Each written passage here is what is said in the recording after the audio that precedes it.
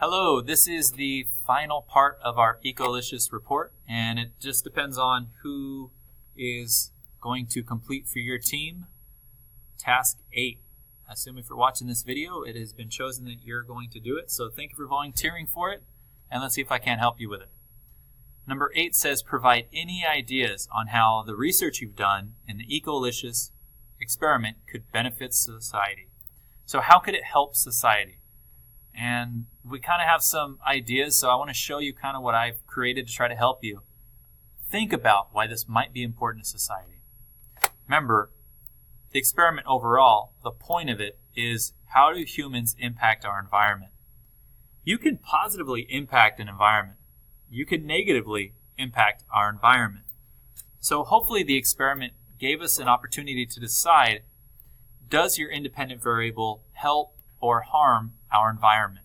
And based on if it helps or harms it, it really gives you an idea about how people in our city are affecting our environment, but it also gives you an opportunity to tell the right people who should care. Like, who needs to hear about this?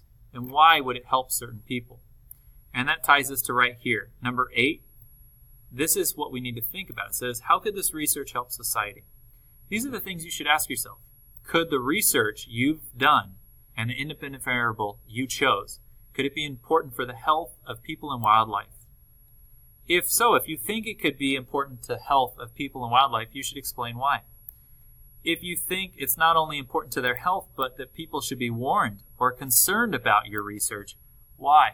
Why should they be warned or concerned? Did you find out that your independent variable hurts a living organism, that it harms it? If so, then people should be warned. If it hurts the plants you were experimenting on, it might also harm people we don't know. If it harms one organism, it might harm others. Maybe you found out that your independent variable helps things. Or maybe you think that it might actually be important or useful for farmers. If you found out that your independent variable hurts growth or helps it, perhaps you should inform people who farm or who grow crops for a living. Farmers and growers of food. Should science care? Should science be involved? Is your independent variable something that's we know is causing an issue in our environment? Should science be involved? Should science know your results? Should people that manage a city planners and designers, the people that are in charge of our city, should they know about the effects of your independent variable? Why? Extra points will be awarded to anyone who takes time to learn more about their independent variable. So if you take time to research your independent variable and you find out that there's a lot of useful information of why people should care, you get extra points for that. That's extra credit. You've done some research. You found out about your independent variable. So if I wanted to try to get extra points for giving evidence examples by going online and using the internet to try to find some more information about my independent variable, let's look at what my independent variable was. My independent variable is brown water. It's also called recycled water, but I'm going to call it brown water because I've already used that word, right? So brown water means water that's gone through sewage and has been treated. I'm going to go online and see what I can find out about what the community thinks or knows about brown water and why it might be important to tell people what my results showed. So again, we're trying to figure out, could it be important for the health of people and wildlife? Should the people who run the city and design our city and manage it, should they know? Should people be warned about it? Well, let's see what people already know. I'm going to Google a phrase here. This is a search word. I typed in brown water and water treatment in Burbank. So I'm going to do some research. One of the first results is Burbank Water and Power. So it's our city's water treatment. And look at this. It says water, and this is the word for brown water. It's another word. It sounds a little better. Recycled water. This could be the beginning of my research.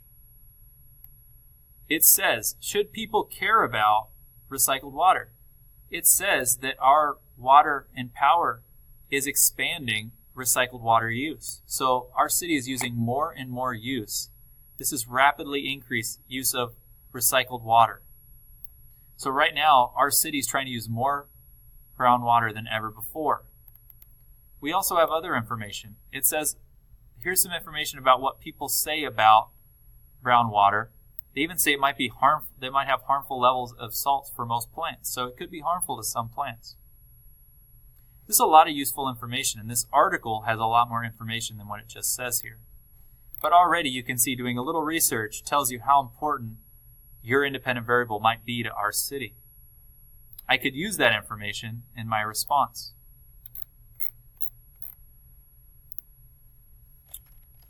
So research shows that brown or recycled water is used commonly in our city.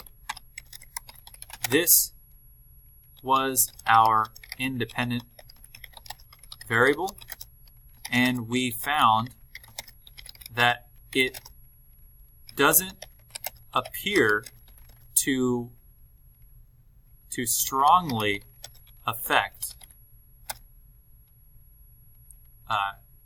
oats or catgrass. This plant is tolerant of brown water, and this was our results, right? We see that growth was pretty similar. The eco cups, the experimental cups that received brown water didn't do very different, and some may have done even a little better.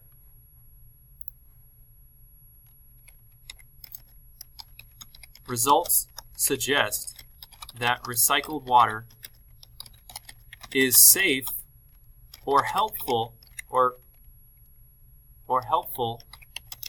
the growth of at least catgrass.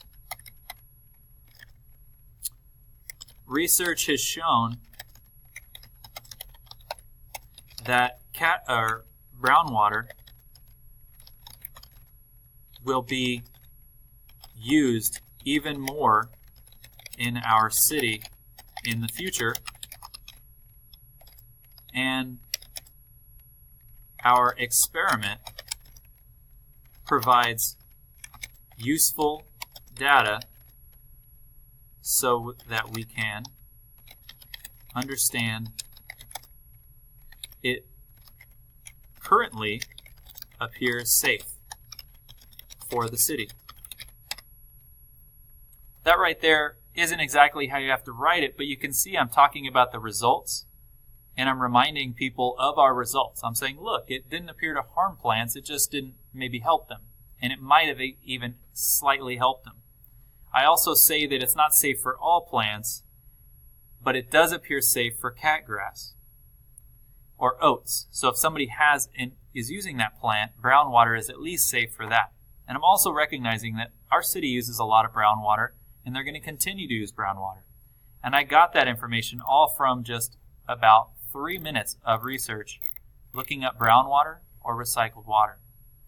Now your independent variable will not be the same as mine.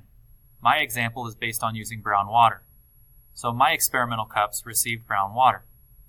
But what about yours? Yours will potentially have different ideas for the health and people of wildlife, and you need to ask yourself all these questions, and which one stands out for you? Which one appears to be the most important based on your independent variable? Should people be warned? Should people know that it's good, that it helps or has the effect of supporting plant growth? Or does it harm plant growth? Should science be aware of it? Should the people who run our city care? This is the time where you can do a little research or just report on your data. Remember, research was only required if you want some extra points to boost your grade. All right, good luck.